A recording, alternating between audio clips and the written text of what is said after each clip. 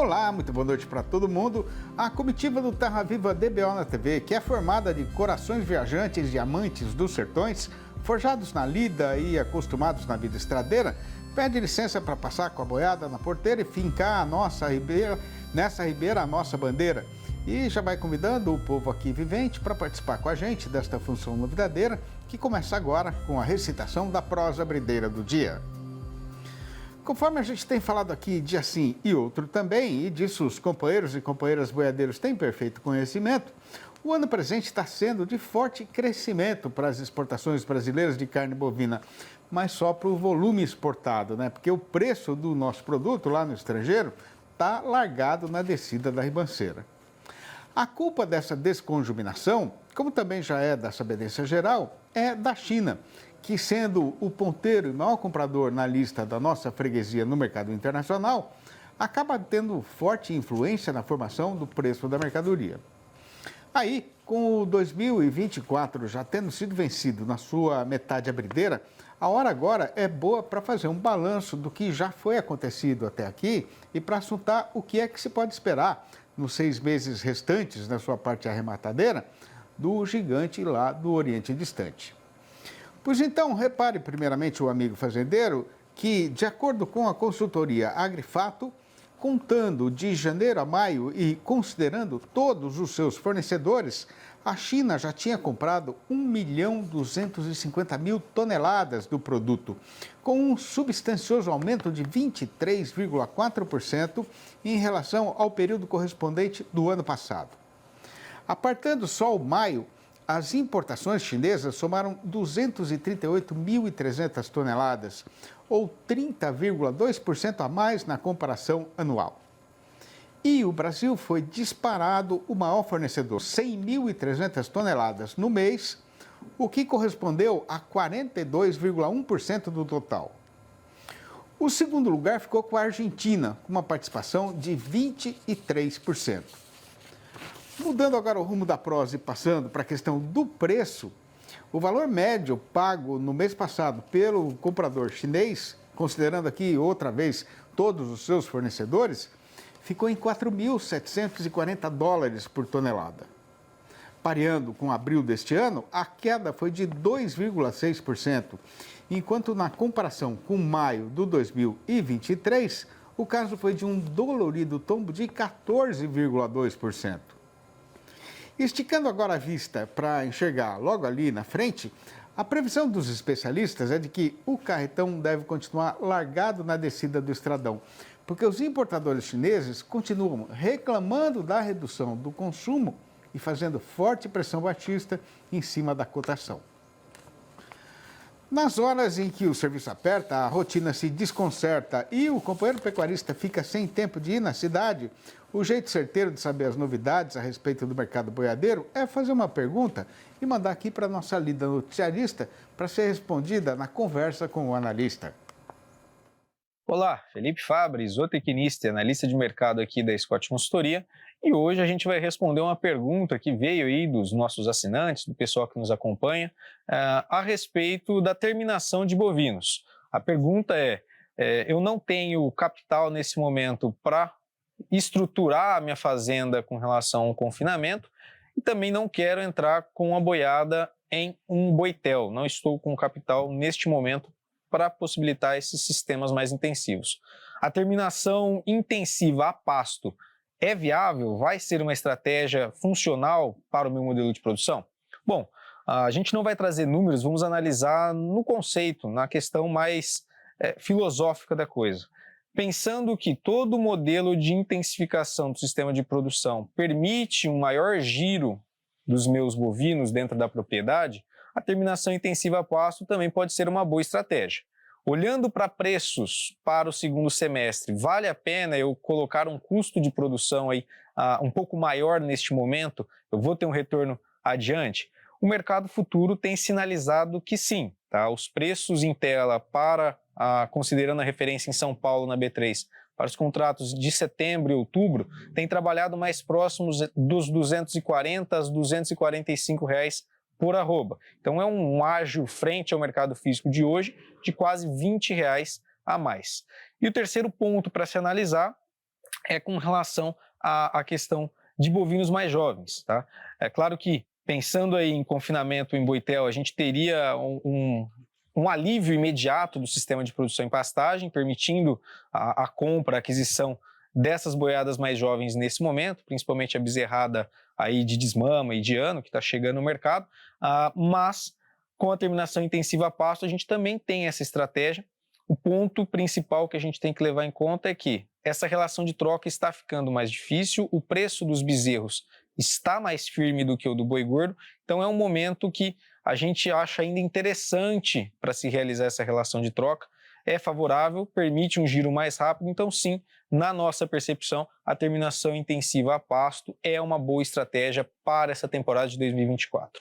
E por fim, também a questão dos custos, né? A gente não destacou aqui, mas os custos de produção esse ano, pensando na alimentação da boiada, eles vêm mais controlados, principalmente aí a questão do milho e do farelo de soja, que tem trabalhado, pelo menos neste período do mês de julho, entre estabilidade, a queda, em função do avanço da colheita de segunda safra pro milho e da boa perspectiva de uma produção de soja no mercado internacional, de olho no farelo de soja.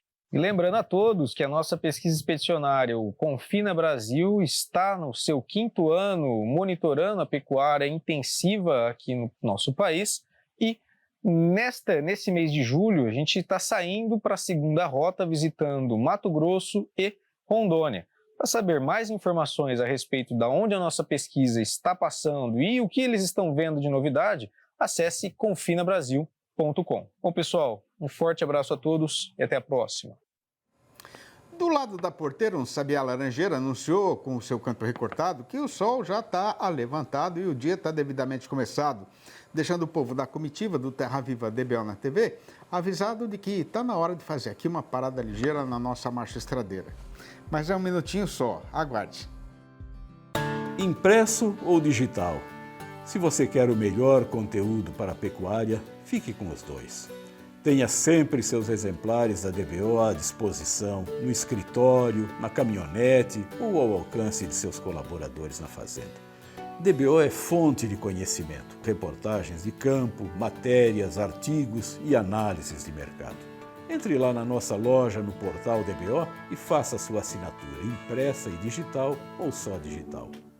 O companheiro fazendeiro, que já está um pouco mais zerado nessa lida de ganhar a vida com gado leiteiro, de certo que tem bem recordação de uma época, que aliás ainda é relativamente recente, em que a atividade tinha uma safra muito bem demarcada no calendário, que era determinada pela variação das condições de criação conforme a estação do ano em cada região, né?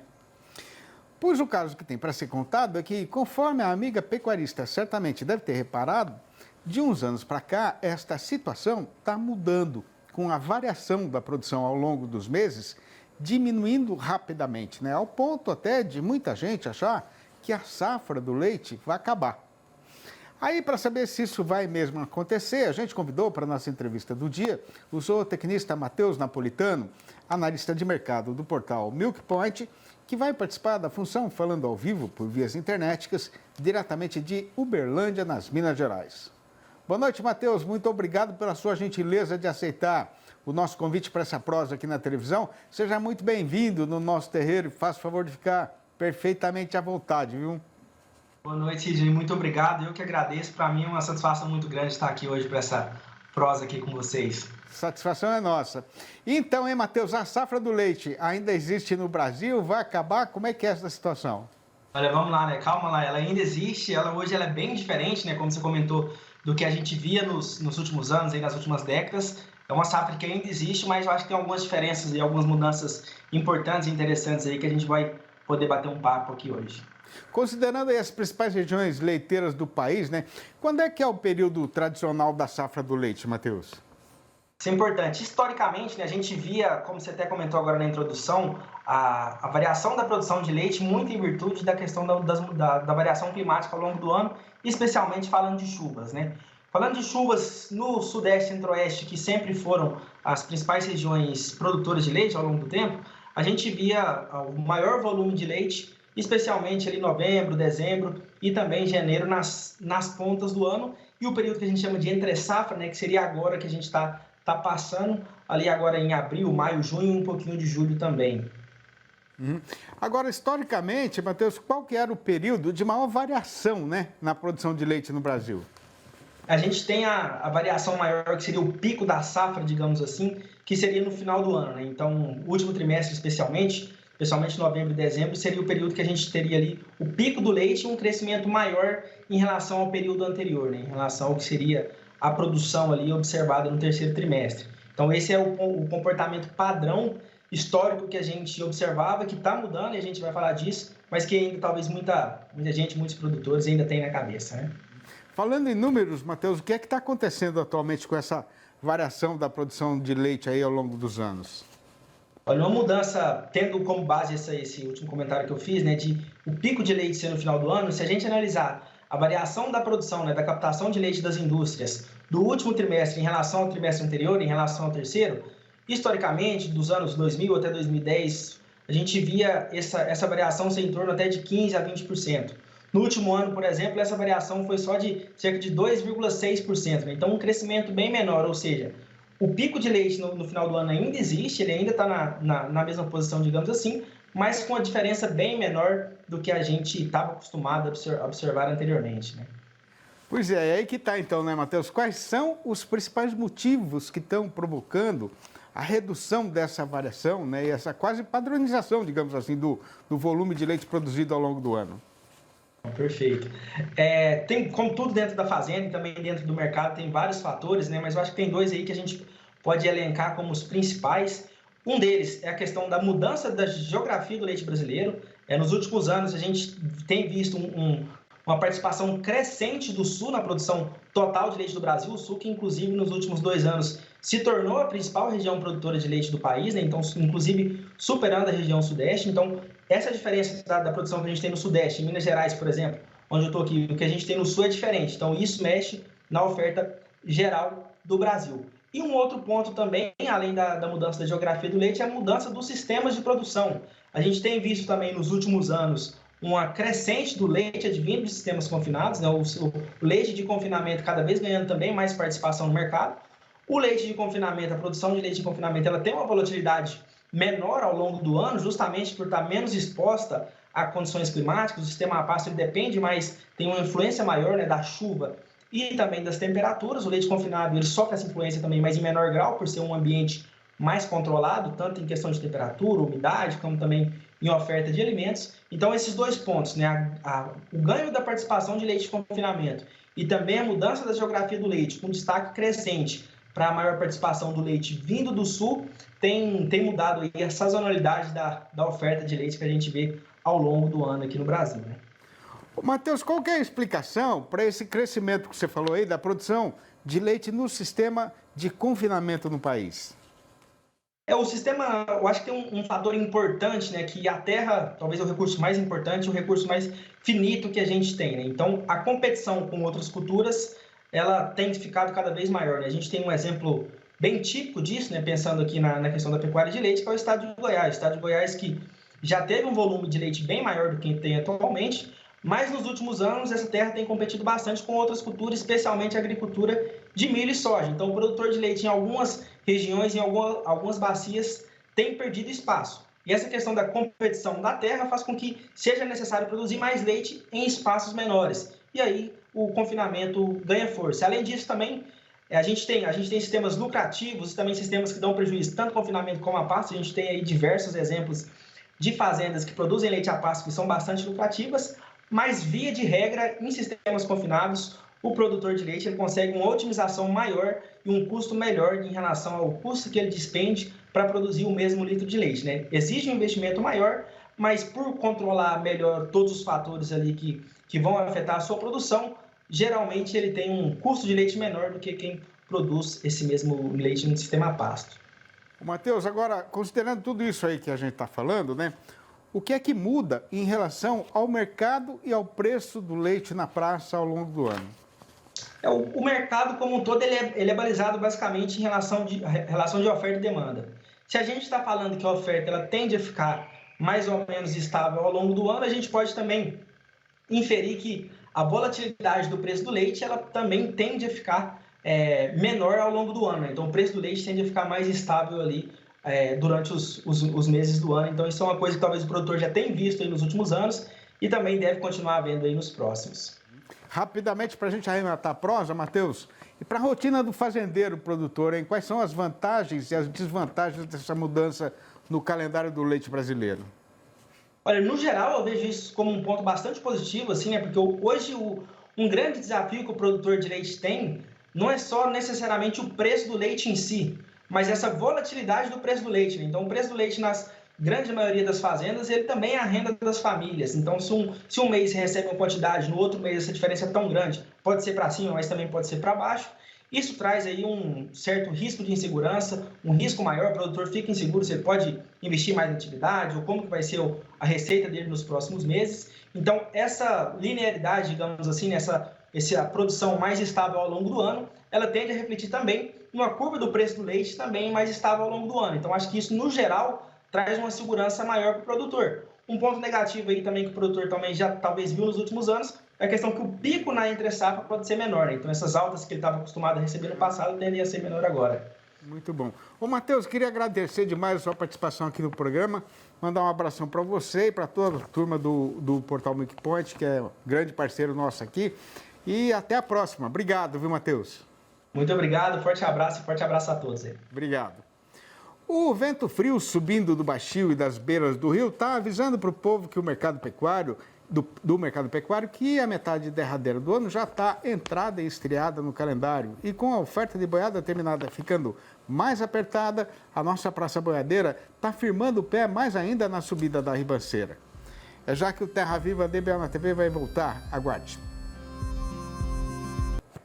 Sendo sabedor de que o comprador já nasceu tinhoso, para não entrar num eito enganoso, a companheira boiadeira não pode arriscar de enfrentar o mercado pecuário sem antes ter escutado o nosso comentário a respeito do andamento da negociação do boi gordo e da variação da sua cotação.